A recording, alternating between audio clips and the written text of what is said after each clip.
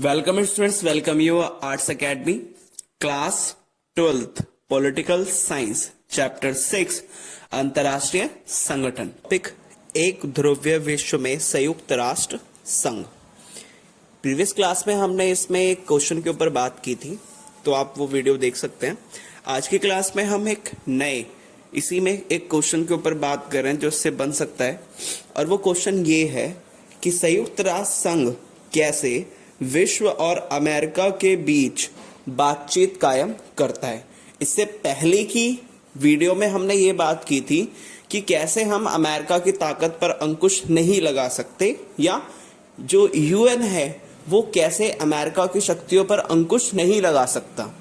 लेकिन आज इस क्वेश्चन पे हम ये बात करेंगे कि जो संयुक्त राष्ट्र संघ है वो एक बिचौलिए, जिसको हम कह सकते हैं मिडल मैन, जैसे बिचौलिया जो होता है उसकी भूमिका निभाते हुए कई सारे विश्व के अन्य देशों को और अमेरिका को क्या करता है, एक साथ एक मंच पर लाने की कोशिश करता है, या फिर कैसे वो बातचीत कराता है, इसके ऊपर ध्यान देंगे।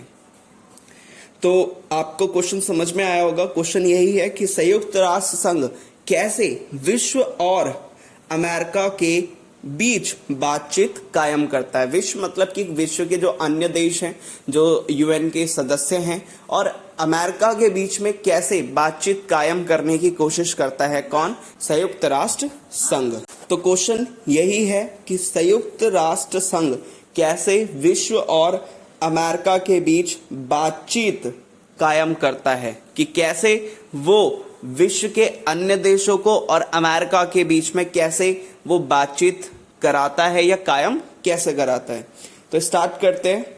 संयुक्त राष्ट्र संघ अमेरिका और शेष विश्व के बीच विभिन्न मसलों पर बातचीत कायम कर सकता है।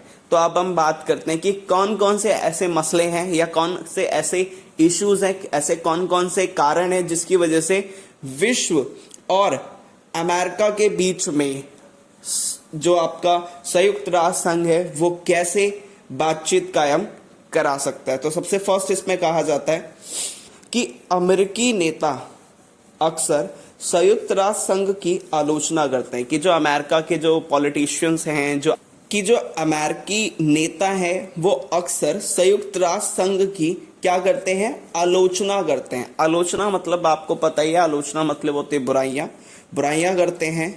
लेकिन वे इस बात को समझते हैं कि झगड़ों और सामाजिक आर्थिक विकास के मामले पर संयुक्त राष्ट्र संघ के जरिए 190 राष्ट्रों को एक साथ किया जा सकता है। कि इसमें सिंपल यही उनको भी पता है कि जो अमेरिका के नेता हैं वो संयुक्त राष्ट्र संघ की बुराइयां तो करते हैं, लेकिन उन्हें इस बात का पता है कि अगर हमें 190 देशों को एक साथ करना है तो हमें यूएन के पास जाना पड़ेगा। क्यों?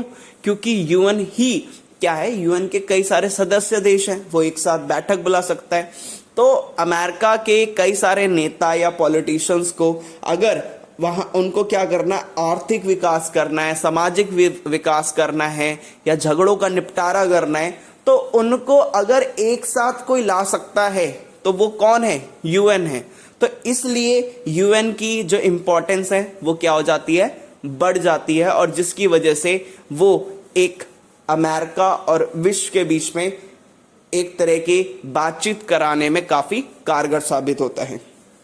दूसरा पॉइंट के ऊपर बात करते हैं।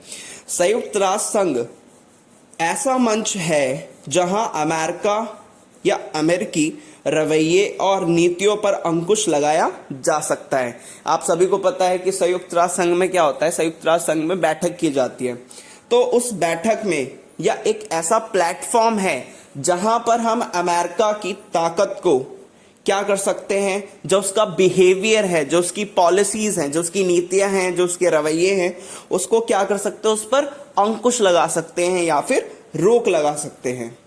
इसके बाद नेक्स्ट पॉइंट आता है, संयुक्त राष्ट्र संघ ही वह जगह है जहां अमेरिका के किसी खास रवैये और नीति की आलोचना की सुनवाई हो और कोई बीच का रास्ता निकाले तथा रियासत देने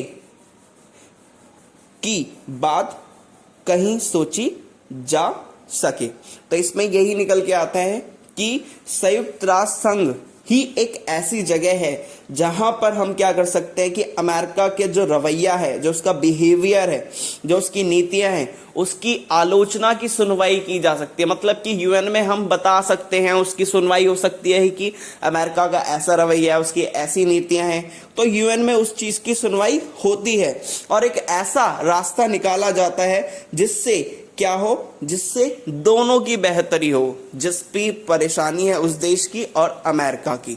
तो मतलब ऐसा रास्ता निकाला जाता है जिससे किसी को किसी भी तरह की कोई भी क्षति या परेशानी ना निकले, बीच का रास्ता निकाला जाता है जो दोनों देशों के लिए सही होता है। नेक्स्ट पॉइंट पे आते हैं। आज विभिन्न समाजों और मसलों के बीच आपसी तार जुड़ते जा रहे हैं। आज क्या होता है, कई सारे विभिन्न समाज के, मतलब कि एक समाज की परेशानी दूसरी देश में जा रही है, दूसरे की तीसरी देश में जा रही है। तो आज एक दूसरे की जो समस्या है या एक दूसरे समाजों के मसले हैं उनके बीच आपसी जुड़ते जा रहे हैं। मतलब एक दूसरे से जो उनकी परेशानियां निकल के आ रही है वो बिल्कुल एक जैसी आ रही है। और जैसे कि फॉर द एग्जाम्पल अगर जैसे ग्लोबल वार्मिंग को ले लें, वायुमंडल में ताप वृद्धि हो गई, ठीक है, तो ये एक देश की परेशानी नहीं है बल्कि सभी देशों की परेशानी है। और इसकी वजह से आने वाले दिनों में विश्व में पारस्परिक निर्भरता बढ़ती जा रही है। पारस्परिक निर्भरता मतलब एक दूसरे पे डिपेंडेंसी बढ़ती जा रही है कि जो ये मुद्दे, जो परेशानियां समाज की निकल के आ रही हैं वो एक देश में सीमित ना होकर बल्कि कई सारे देशों में जा रही हैं, और जिससे एक देश अब दूसरे देश पर क्या है, निर्भर है। और उन सभी को एक साथ लाने का जो काम कर रहा है वो कौन कर रहा है, संयुक्त राष्ट्र संघ कर रहा है। और जिसकी वजह से संयुक्त राष्ट्र संघ की जो अहमियत है, जो उसका महत्व है, वो भी धीरे धीरे क्या हो रहा है, बढ़ता चला जा रहा है। तो एक बार रिकॉल करते हैं कि कैसे अमेरिका और विश्व के देशों के बीच में संयुक्त राष्ट्र संघ क्या भूमिका निभा रहा है जिससे वो बातचीत कराता है। तो सबसे फर्स्ट, अमेरिकी नेताओं को पता है, वो उसकी बुराइयां भी करते हैं, लेकिन उन्हें पता है कि अगर हमें सामाजिक और आर्थिक विकास करना है तो हमें यूएन के पास या संयुक्त राष्ट्र संघ के पास जाना पड़ेगा। क्यों? क्योंकि उसमें 190 राष्ट्रों को एक साथ किया जा सकता है। सेकंड थिंग क्या है, सेकंड इसमें यह है कि संयुक्त राष्ट्र संघ एक ऐसा मंच है, प्लेटफॉर्म है जहां पे हम अमेरिका की नीतियों को अंकुश लगा सकते हैं। और थर्ड में यही पॉइंट बताया गया है कि संयुक्त राष्ट्र संघ ही एक ऐसी जगह है जहां पर हम अमेरिका की नीतियों की आलोचना भी कर सकते हैं और उसकी सुनवाई भी वही की जा सकती है और बीच का रास्ता भी निकाला जा सकता है। इसके बाद नेक्स्ट पॉइंट हमने ये देखा कि आज जो विश्व है, विश्व के अंदर एक देश के अंदर जो सामाजिक परेशानी निकल के आ रही है वो कई सारे देशों में निकल के आ रही है। मतलब एक देश की परेशानी दूसरे देश में भी निकल के आ रही है, तीसरे में भी निकल के आ रही है, जिससे एक देश नहीं बल्कि विश्व के कई सारे देश एक दूसरे पर क्या हो चुके हैं, आज निर्भर हो चुके हैं। डिपेंडेंसी, एक देश की दूसरे देश पे डिपेंडेंसी हो रही है। अगर एक देश में किसी चीज की कमी हो रही है तो दूसरे देश में भी उस चीज की कमी हो रही है। तो पारस्परिक निर्भरता बढ़ती जा रही है और इस पारस्परिक निर्भरता में जो संयुक्त राष्ट्र संघ है वो उसकी निरंतर अहमियत बढ़ती जा रही है, क्योंकि वो सभी मामलों को लेके आता है, मसलों को लेके एक साथ आता है, जिससे संयुक्त राष्ट्र संघ की जो इंपॉर्टेंस है वो बहुत बढ़ती चली जा रही है। होप सो आपको समझ में आया होगा। Thank you.